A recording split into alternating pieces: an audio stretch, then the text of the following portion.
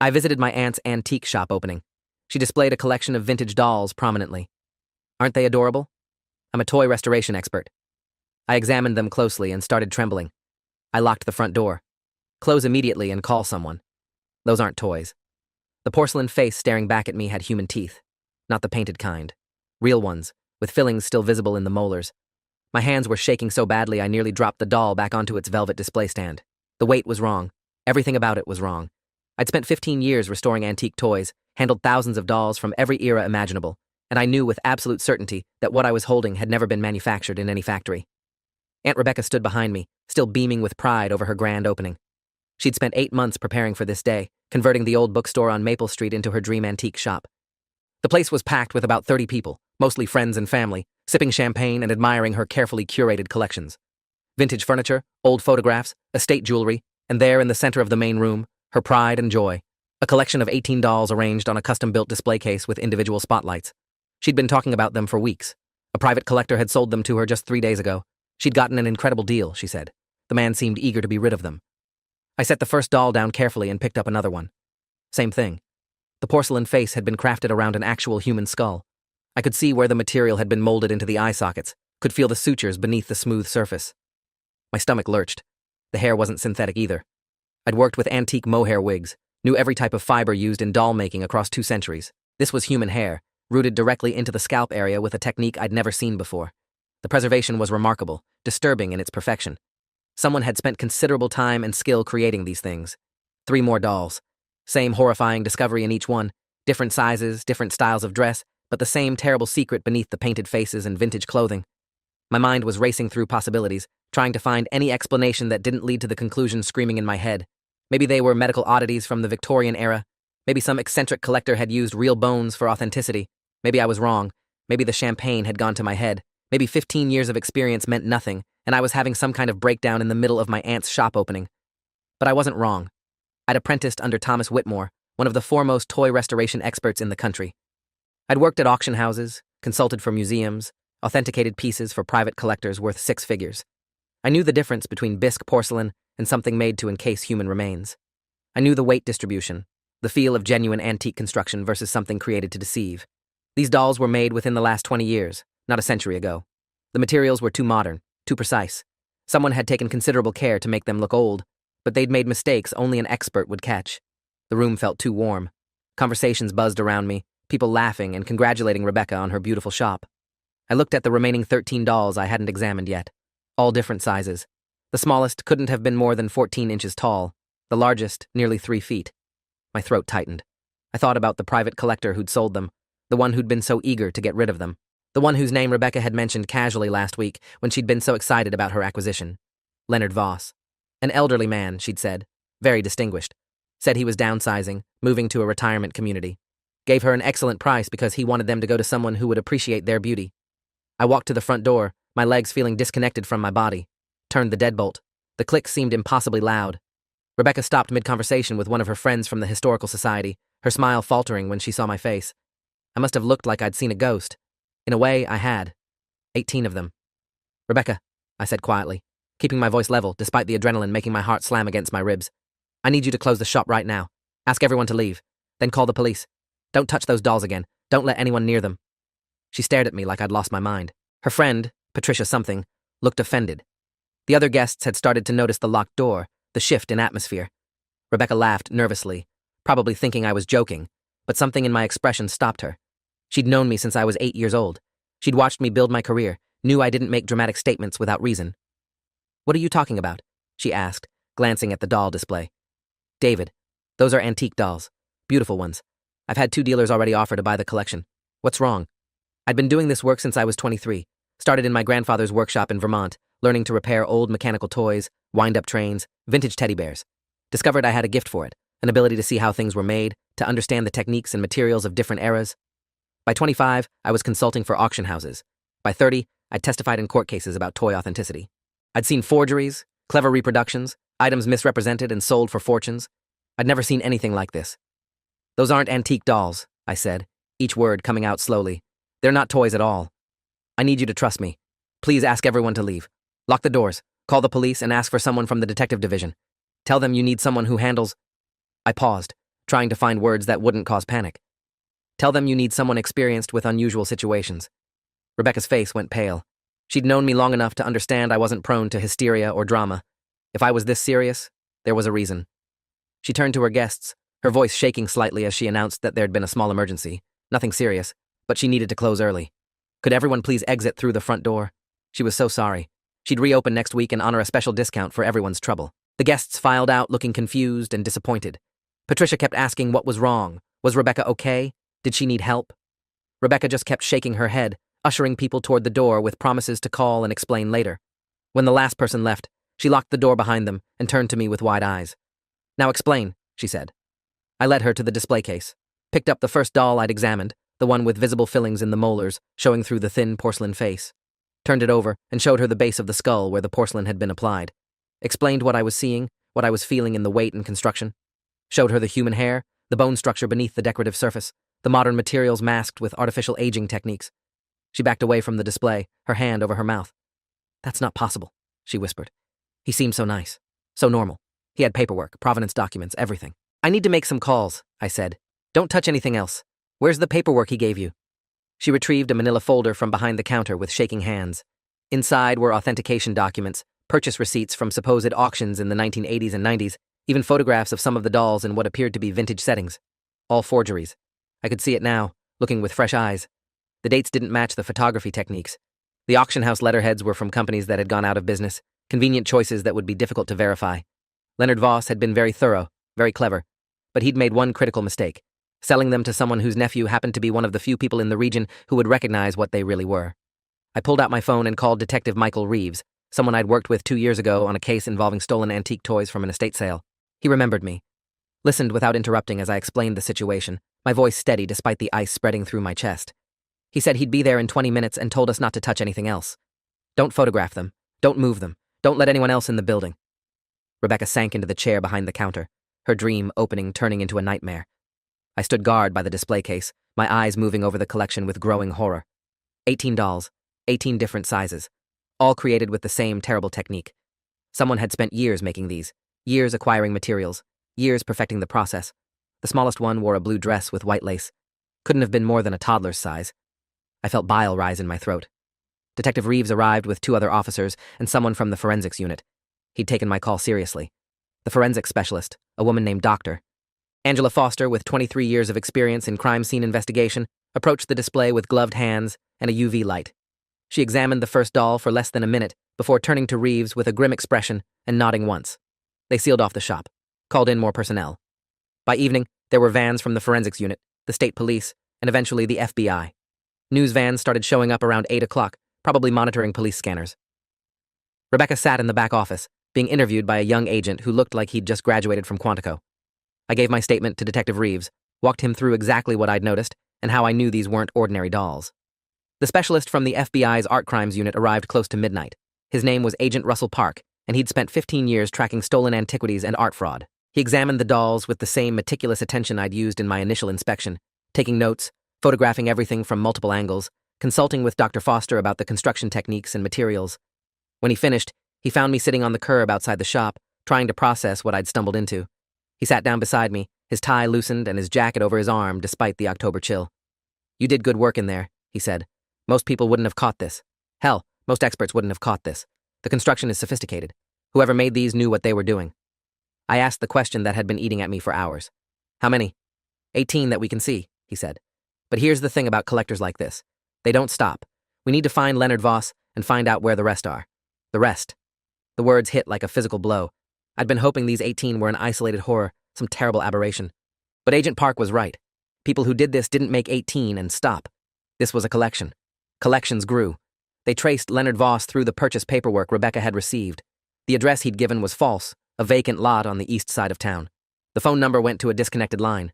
The bank account information led to a shell company registered in Delaware 3 years ago.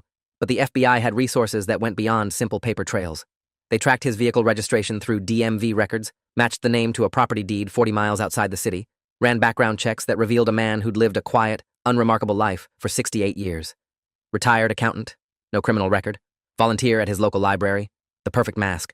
They raided his property at dawn on Thursday. I wasn't there, obviously, but Agent Park called me that afternoon with an update.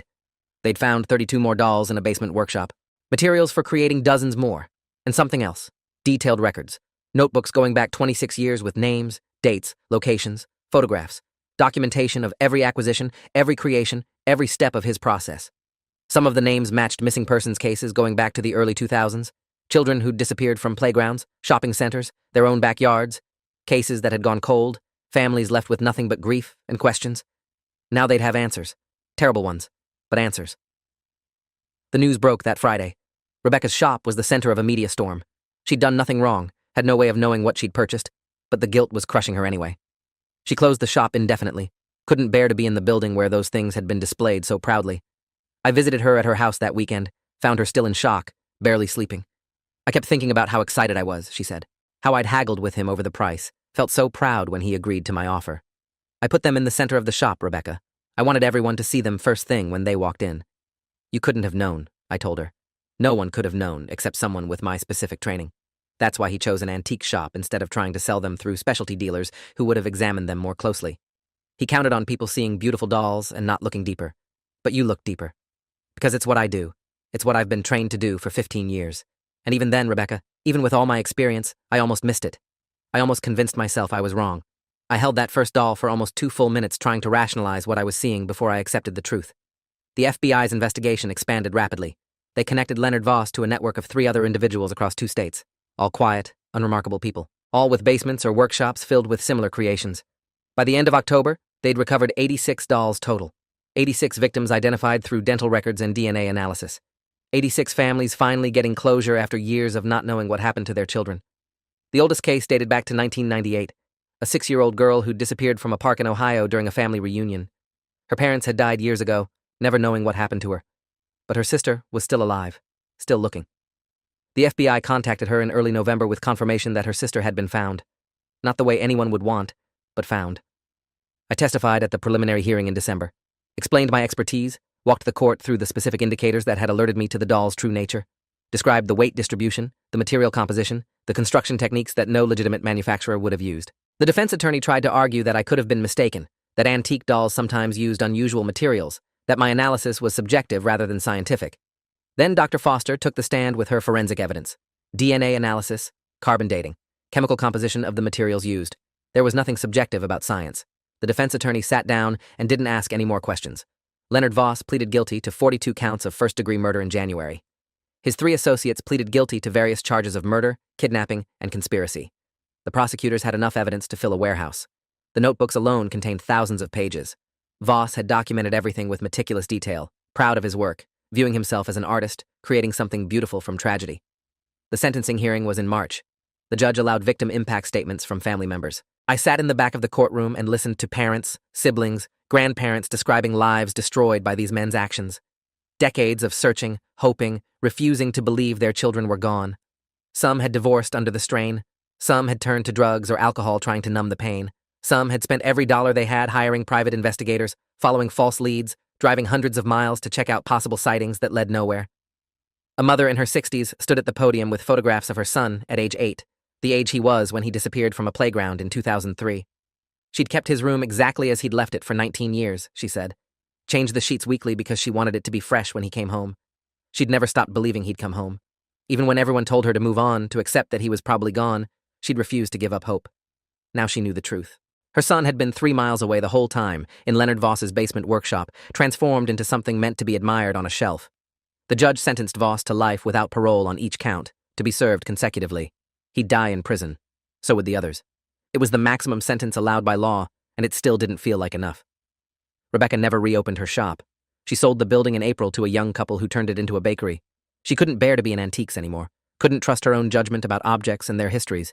She'd spent 8 months creating her dream and watched it collapse in a single afternoon. She moved to Colorado in May, near her daughter, started volunteering at an animal shelter, trying to find some way to do something good, to counter the horror she'd unknowingly brought into the world. I went back to my workshop in Vermont, but the work felt different now. Every doll I examined, every antique toy I restored, I couldn't help but look deeper, checking for signs of something wrong.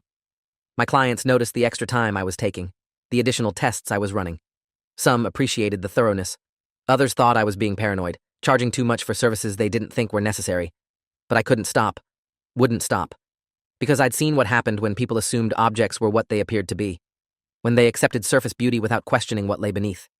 96 victims total by the time the investigation concluded. 96 children whose lives had been stolen and turned into objects meant to be displayed and admired. Most were between the ages of 5 and 12, a few younger, 2 teenagers, all chosen because Voss and his network thought they would make beautiful dolls. The FBI agent, Park, called me in June to thank me again. They'd closed 83 missing persons cases directly because of my initial identification at Rebecca's shop. Without that, he said, Voss might have continued for years more. He was planning to move to Arizona, start fresh with a new identity, build a new collection. The dolls he'd sold to Rebecca were ones he'd decided weren't up to his standards anymore. He'd planned to create better ones, more refined, more artistically accomplished. He'd viewed his work as evolving, improving with each piece. I think about that phone call sometimes, about how close we came to this continuing. If Rebecca had bought the dolls from any other seller, if she hadn't invited me to her opening, if I'd arrived 30 minutes later after having a few glasses of champagne and being less sharp in my observations, if I'd second-guessed my expertise and convinced myself I was wrong. The smallest doll haunts me most, the one in the blue dress with white lace. 4 years old when she disappeared from a grocery store in 2007. Her name was Lily, and her mother had looked away for 10 seconds to grab milk from the refrigerator. Just 10 seconds. Spent the next 16 years searching, hoping, destroying herself with guilt. Finally got her answer in November when the DNA results came back positive. Finally got to bury her daughter. Finally got to stop searching. I still do toy restoration, still consult for auction houses and museums. Still love the work, the history, the craftsmanship of genuine antiques made by artisans who put beauty into the world instead of stealing it. But I'm different now. More careful, more suspicious. I check everything twice, then 3 times. I investigate provenance with intensity that would have seemed excessive before. I've turned down lucrative jobs because something felt wrong about the pieces I was being asked to authenticate. Some collectors have complained about my new standards, said I'm too strict, too paranoid, costing them sales. But I've also caught 2 more forgery rings and 1 smuggling operation involving stolen antiquities from Syria, found items that major auction houses had missed, saved museums from purchasing fakes, built a reputation as someone who won't be fooled, who won't overlook details no matter how inconvenient or uncomfortable they might be. The FBI consulted me on 3 more cases over the past year, objects that seemed wrong to investigators but they couldn't articulate why, pieces that appeared in estate sales or private collections with questionable histories. I've learned to trust that instinct, that feeling when something doesn't match what it should be, learned that expertise matters, that years of experience studying materials and techniques and construction methods can reveal truths that others miss. Rebecca called me last month from Colorado, said she's doing better, that the nightmares have mostly stopped. She's not sure she'll ever forgive herself completely for bringing those dolls into the world, for displaying them proudly, for almost selling them to other collectors who would never have known what they'd purchased. But she's learning to live with it, to accept that she was a victim too in a different way. I told her what I've told myself every day since that afternoon in October. You can't blame yourself for not seeing something you had no way of knowing to look for. Evil is skilled at disguise. It presents itself as normal, as beautiful, as harmless.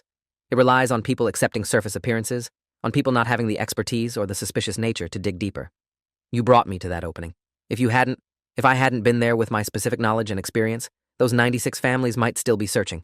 You helped stop something that could have continued for years. She cried, said thank you, said she'd never really thought about it that way.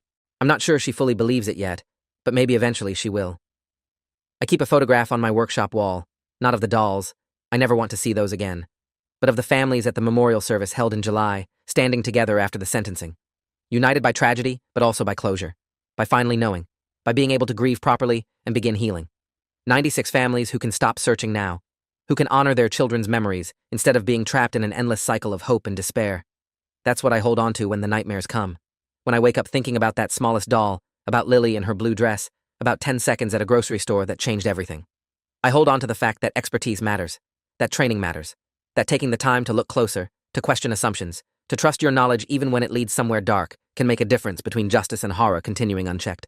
I'm still a toy restoration expert, still love the work, still find joy in bringing damaged pieces back to their original beauty, in preserving history, in honoring the craftsmanship of artisans who created objects meant to bring happiness to children. But I'm also something else now. A person who knows that sometimes the most important work isn't restoration, but recognition. Recognition of when something presented as beautiful is actually a horror waiting to be revealed. That afternoon at Rebecca's shop changed everything. Changed her life, changed mine, changed 96 families who finally got answers. All because I'd spent 15 years learning to look at objects the right way, to understand materials and construction and the subtle tells that separate genuine from false. All because I trusted my expertise even when it seemed impossible, even when I wanted desperately to be wrong. Those 18 dolls sitting on velvet stands under individual spotlights, displayed so proudly at a shop opening on a beautiful October day. 18 pieces of horror masked as beauty. 18 victims whose identities had been stolen and transformed. And I'd been the one person in that room who could see through the mask and recognize the truth underneath. Sometimes I wonder what would have happened if I'd talked myself out of it. If I'd convinced myself I was mistaken, that the champagne had affected my judgment, that 15 years of experience somehow wasn't enough to trust. If I'd walked away and let Rebecca sell them to collectors who would have displayed them in their homes, never knowing they were honoring murders instead of antiques. But I didn't walk away. I locked that door. I made the call. I trusted my training and my instincts and my knowledge. And because of that, 96 families know what happened to their children. 4 monsters are in prison for life. And somewhere between Vermont and Colorado, 2 people who stumbled into horror are learning to live with what we found. That's what I think about now when I examine a piece in my workshop. When clients bring me dolls or toys or objects they want authenticated or restored, I think about responsibility, about the weight of expertise and the importance of using it even when it's uncomfortable, even when it disrupts beautiful illusions, even when the truth underneath is darker than anyone wants to see. I'm a toy restoration expert. But that day, I became something more. Someone who looked at beauty and saw bones underneath. Someone who trusted knowledge over comfort. Someone who made one decision, locked one door, and changed everything for 96 families who'd been searching in the dark for years. I can live with the nightmares. I can live with the changed relationship I have with my work. I can live with being more suspicious, more careful, more thorough than seems necessary. Because I know what happens when someone with expertise ignores their instincts. When someone decides comfort is more important than truth. When someone walks away from horror because acknowledging it would be too disruptive. I didn't walk away. I won't walk away. And every family that got closure, every victim that was finally identified and properly honored, every person who can begin healing now instead of being trapped in endless searching, they're the reason I'll keep looking closer at every object that crosses my workbench. Keep questioning. Keep trusting my expertise even when it leads somewhere dark. Because sometimes the most beautiful things hide the darkest secrets. And sometimes the only thing standing between horror continuing and justice being served is one person willing to look past the surface and see what's really there. That person was me. That day was October 15th. That shop was my aunt's dream that became a nightmare. Those dolls were 96 stolen lives finally brought home. And I'll carry that weight forever. But I'll carry it knowing I did exactly what I was trained to do. I looked closer. I saw the truth. I spoke up. I made the call that changed everything. In the end, that's all any of us can do. Use our expertise. Trust our instincts. Have the courage to speak up when something is wrong, even if we can't fully prove it yet. Even if people might think we're overreacting. Even if it disrupts beautiful moments and comfortable assumptions. I'm still Rebecca's nephew. Still love her. Still visit when I can. Still working through what that day meant for both of us. But I'm also the person who saved 96 families from never knowing. The person whose 15 years of training in toy restoration became the key to solving 96 cold cases and stopping 4 serial killers who'd hidden in plain sight for decades. That's my story. That's what happened when I visited my aunt's antique shop opening and examined a collection of dolls that turned out to be something far more terrible than anyone could have imagined. That's what happened when expertise met evil and refused to look away. Thanks for watching till the end. Make sure to subscribe and like to not miss the next story.